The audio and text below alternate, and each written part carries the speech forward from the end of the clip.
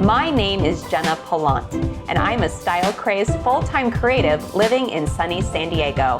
In 2016, my husband and I purchased our forever home, and now, in between balancing my upholstery business, our 4 dogs, and just life in general, I'm going to renovate our home room by room, project by project myself, with some fun help from a few of my friends along the way.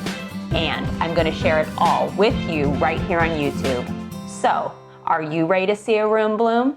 Or at least get organized? Hello color lovers, and welcome to a special storage solution episode of Room Bloom on YouTube. Last episode, I got creative during COVID and used some leftover paint I had on hand to create a scissor silhouette mural on the door of the Homebird Upholstery Studio.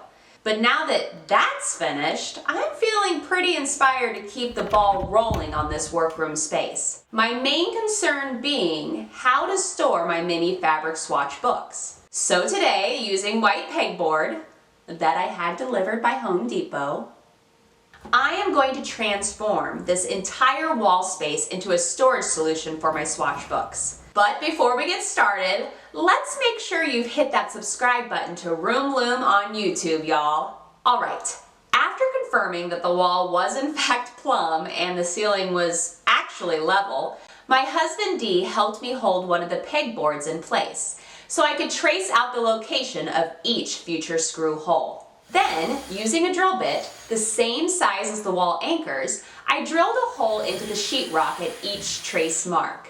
Next, gently tapping a wall anchor into each newly created hole. Once all the anchors are installed, I then prepped each pegboard with its 12 screws and metal spacers. Then, when each board was fully prepped, it was time to have the hubby assist again, this time with the actual hanging of the pegboard, as sometimes projects just require more than 2 hands. Me and Dee pretty much repeated those steps again and again with each pegboard, going straight below the first one, almost all the way down to the floor, starting again at the ceiling for the next row. We were able to install 8 total sheets of pegboard before I had to head to the Palma Valley wood shop to cut down the remaining sheets to specific measurements, which was pretty straightforward once I finally figured out what the most common measurement was, as the far right wall was not at all plumb. Yeppers, fun times.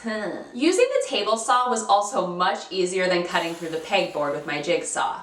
Hindsight 2020, if I didn't need so many electrical outlets for my business's power tools, I honestly probably should have just covered them up. Oh well. Either way, I'm pretty stoked with the final results. And pretty proud of my husband and I for actually doing this project together. Now all I've got to do is figure out how I want to organize all these swatch books. Have any ideas? If you do, please leave them in the comments below. Oh, and make sure to join me back here next week as I'm officially announcing which room I'll be renovating for the Spring 2020 One Room Challenge. Yep, it officially kicks off next week and I'm so excited. It's gonna be sick, y'all. Stay tuned.